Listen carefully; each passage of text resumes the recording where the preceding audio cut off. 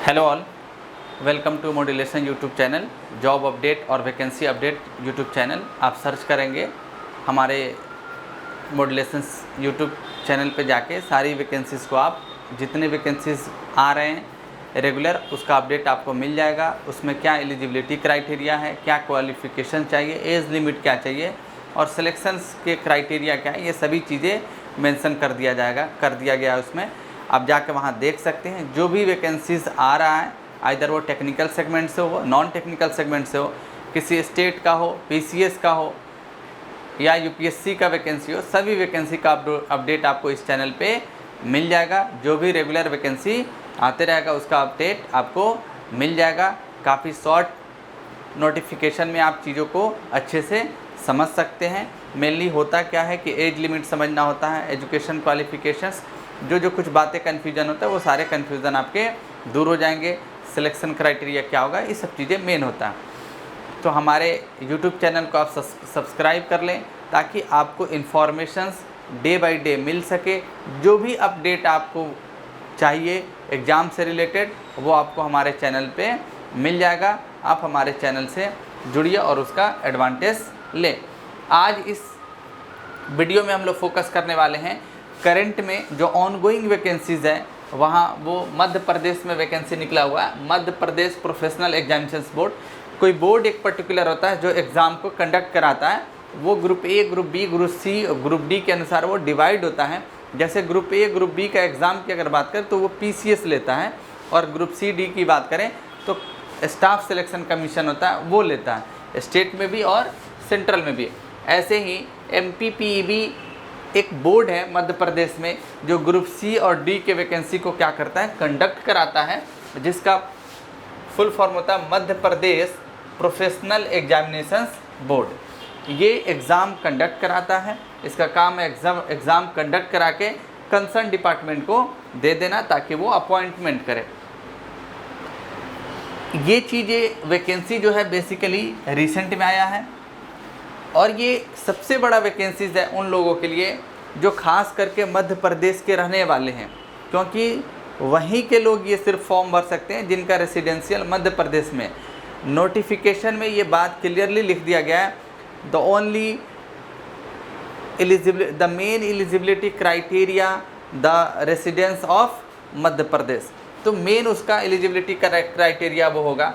लेकिन ये बड़ा वैकेंसी है, सम्मानजनक पोस्ट है ये, क्योंकि आपको मौका मिलेगा ट्रेनिंग ऑफिसर बनने का आईटीआई कॉलेज में।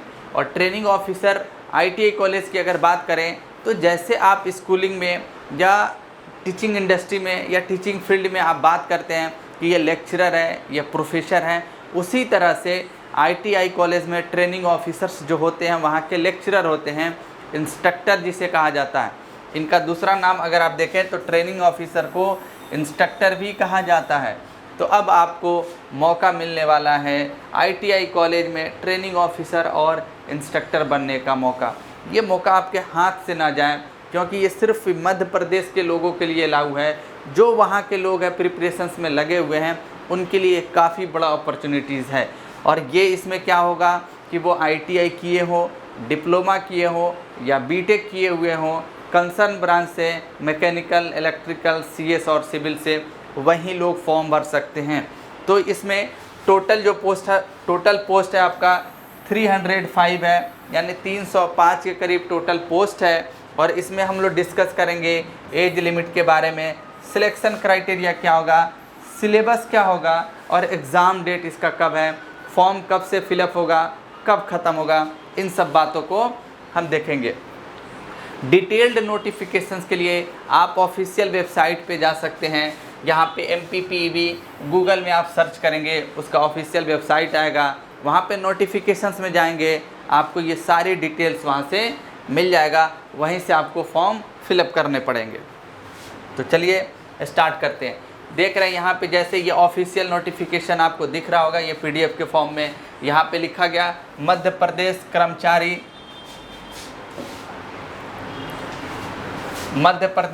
कर्मचारी चयन मंडल भोपाल, यानी एमपीपीईबी का हिंदी फॉर्म आप लिखेंगे तो यही होगा।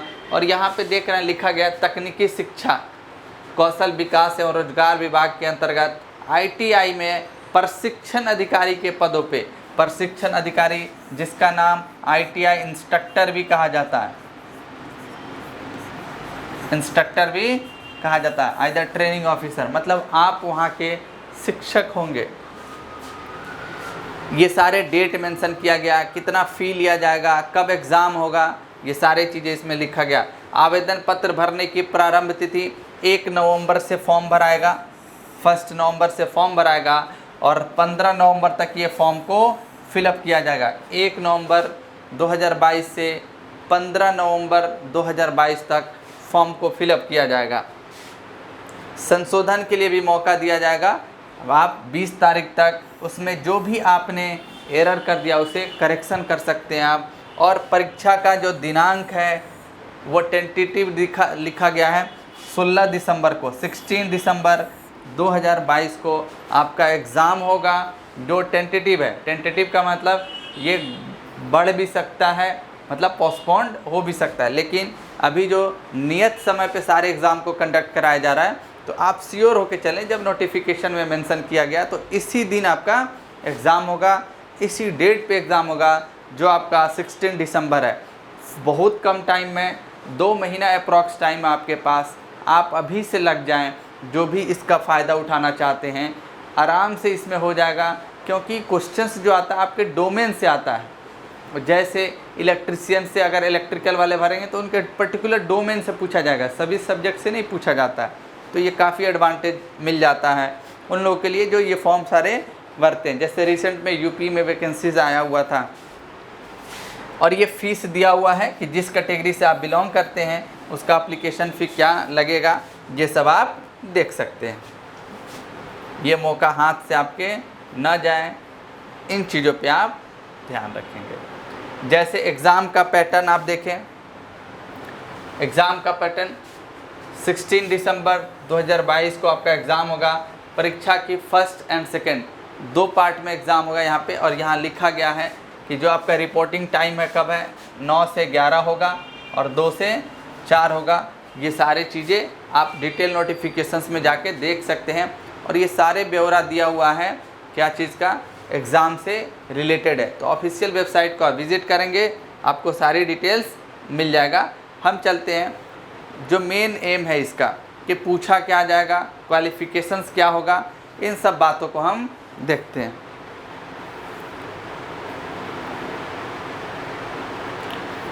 मेन जो चीज़ है उस पर हम लोग फोकस करते हैं।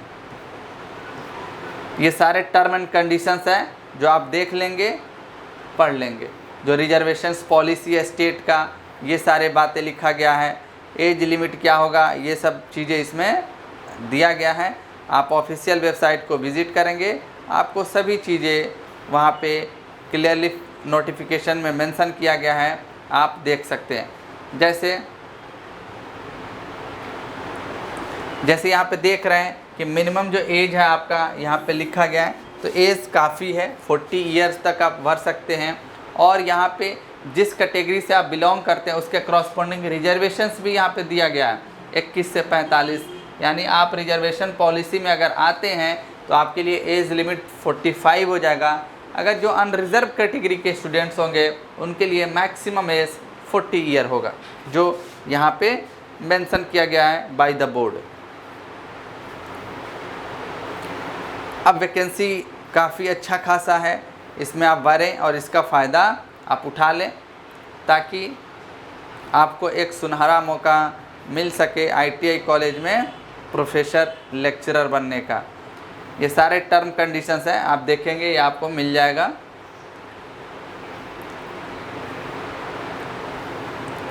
आप यहाँ पे अब हम सब देखते हैं, डिस्कस कर लेते हैं कि जो वैकेंसीज़ है उसके बारे में। यहाँ पे टोटल सीट आप देख रहे हैं 305 है, 305 सीट है। और इसमें से ब्रेक करके दिया गया कि अनरिजर्व EWS, अनुसूचित SC ST, अति पिछड़ा वर्ग की कितने सीट हैं, सभी ब्रेक करके यहाँ पे दिया गया है।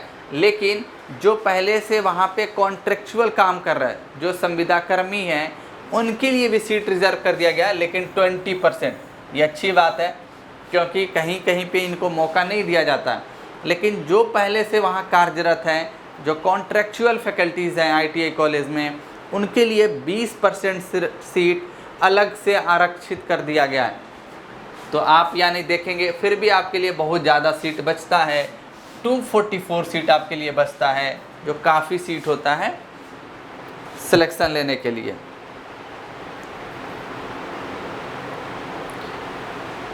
और इसमें ट्रेड वाइज वैकेंसी दिया गया है, जैसे इलेक्ट्रीशियन है, इलेक्ट्रॉनिक है, मैकेनिक है, रेफ्रिजरेशन है, इसमें सारे लोग एलिजिबल हैं। जैसे रेफ्रिजरेशन मैकेनिकल के लिए इसमें अब आप अपने इच्छा अनुसार जो भी है क्वालिफ़िकेशंस के अनुसार फॉर्म को फिलअप कर सकते हैं। जो एग्ज़ाम पैटर्न होगा वो आपके सिलेबस से पूछा जाएगा। इसका एलिजिबिलिटी क्राइटेरिया आप देख लें। जो आपका एजुकेशनल क्वालिफ़िकेशंस चाहिए मिनिमम, पे ग्रेड तो अच्छा है ही, क्योंकि ग्रुप सी का वैकेंसीज़ है तो पे ग्रेड अच्छा होगा। इसके लिए आपको क्या चाहिए, ये आपका एजुकेशनल क्वालिफ़िकेशन यहाँ पे मेंशन किया गया है।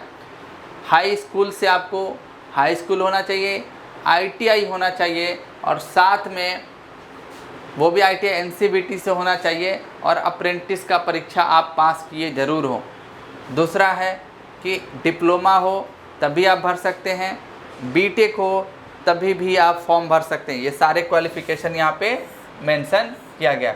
ITI हो लेकिन आपने अप्रेंटिस किया हो ITI के साथ तभी फॉर्म भर सकते हैं, डिप्लोमा हो तो भर सकते हैं, या BTech हो वो भी फॉर्म भर सकते हैं।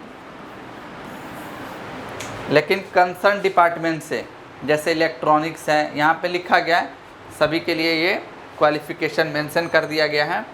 डिटेल आप पढ़ सकते हैं ये चीज़ें। सिलेक्शन क्राइटेरिया भी लिखा गया है। जैसे आप देख रहे हैं यहाँ पर डीजल मैकेनिक की बात करें तो डीजल मैकेनिक के लिए शैक्षणिक मतलब एजुकेशनल क्वालिफ़िकेशन जो चाहिए वो यहाँ पर दिया गया। एजुकेशनल क्वालिफ़िकेशन UGC से मान्यता प्राप्त विश्वविद्यालय बोर्ड से मैकेनिकल में इंजीनियरिंग होनी चाहिए, तभी आप भर सकते हैं। ये सब बात आप समझते हैं। और एग्ज़ाम का पैटर्न जो है ऑब्जेक्टिव होगा आपका, उसके बिहाफ पे ही आपका सिलेक्शन होगा। तो ये सारे जो चीज़ आप देख रहे हैं ये टर्म एंड कंडीशंस है, इसको आप अच्छे से पढ़ लें। ऑब्वियस सी बात है, अगर RAC की बात करें, मैकेनिकल डीजल मैकेनिक की बात करें, फिटर की बात करें, टर्नर की बात करें, तो ये सारे मैकेनिकल के सेगमेंट होते हैं। तो इस पर कौन लोग एलिजिबल होंगे, मैकेनिकल वाले एलिजिबल होंगे। जैसे IT की बात है, कंप्यूटर एप्लीकेशंस की बात है, तो इस पर BTech कंप्यूटर साइंस एप्लीकेबल होंगे, ITI होंगे विथ अप्रेंटिस, डिप्लोमा होंगे विथ लाइसेंस, लिखा हुआ कि लाइट व्हीकल का लाइसेंस आपके पास होना चाहिए। अगर इलेक्ट्रिकल की बात करें तो वो कहाँ पे जा सकते हैं, इलेक्ट्रीशियंस पे जा सकते हैं, इलेक्ट्रॉनिक्स पे जा सकते हैं। सिविल की अगर बात करें तो ड्राफ्टमैन पे वो भर सकते हैं। ये आप समझते हैं सब कि कहाँ कहाँ आप एलिजिबल हो सकते हैं। एग्ज़ाम का जो सिलेक्शन क्राइटेरिया है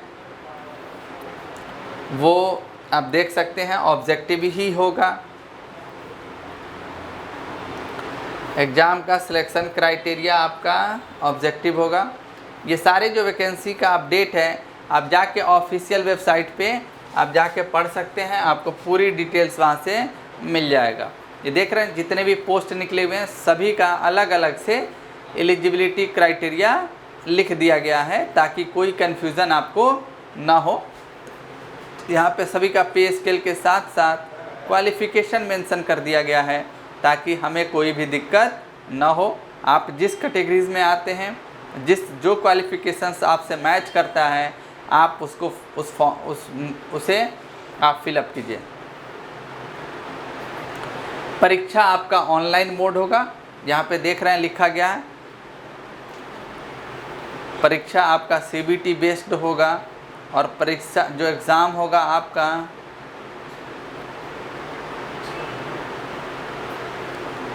ऑब्जेक्टिव होगा। इस बात को आप ध्यान रखेंगे, आपके कंसर्न जो डोमेन है उसी से सवाल आएगा। तो इसीलिए जो भी आप फॉर्म भरें, जिस पोस्ट के लिए आप भरें उसको अच्छे से कंसर्न पढ़ के जाएं।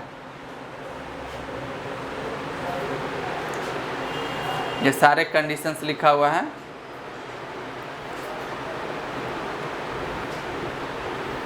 तो ज़्यादा आपको दिक्कत ना हो, ये सारे चीज़ आप ऑफिशियल वेबसाइट पे चले जाएंगे। अगर एक से ज़्यादा होता है तो नॉर्मलाइजेशन का रूल आता है, ये सब आप जानते ही हैं। तो आपका ऑफिशियल जाके गूगल पे आपको सर्च करना है, MPPEB सर्च कीजिएगा। वहाँ पे नोटिफिकेशंस में जाना है, रिक्रूटमेंट सेक्शन में जाना है, वहाँ पे ये सारी डिटेल्स आपको मिल जाएगा। आई होप कि आपको ये चीज़ें समझ में आएगा, और अगर आपका क्वालिफ़िकेशंस मैच करता है तो आप ज़रूर फॉर्म को भरें, क्योंकि इसमें जो अप्लीकेंट होंगे काफ़ी श्रिंक कर जाएगा एप्लीकेशन नंबर ऑफ़ अप्लीकेंट, क्योंकि ये लिमिटेड कर दिया गया कि सिर्फ वहीं भर सकते हैं जो वहाँ के MP के रेसिडेंशियल हों। तो वहाँ पे जो एप्लीकेशंस है वो श्रिंक करेगा और नंबर ऑफ़ एप्लीकेशंस कम होगा, तो सिलेक्शन के चांसेस बढ़ सकते हैं। जो लगातार प्रिपरेशंस में लगे हुए हैं, बीटेक फ्रेशर चाहिए, ITI वाले अप्रेंटिस किए हों, और अगर डिप्लोमा वाले फॉर्म भर सकते हैं, तभी भर सकते हैं जब उनके पास लाइसेंस हो लाइट व्हीकल का। तो इस बात को आप ध्यान में रखें। चलिए फिर मिलते हैं नए वैकेंसी के अपडेट के साथ, तब तक थैंक यू।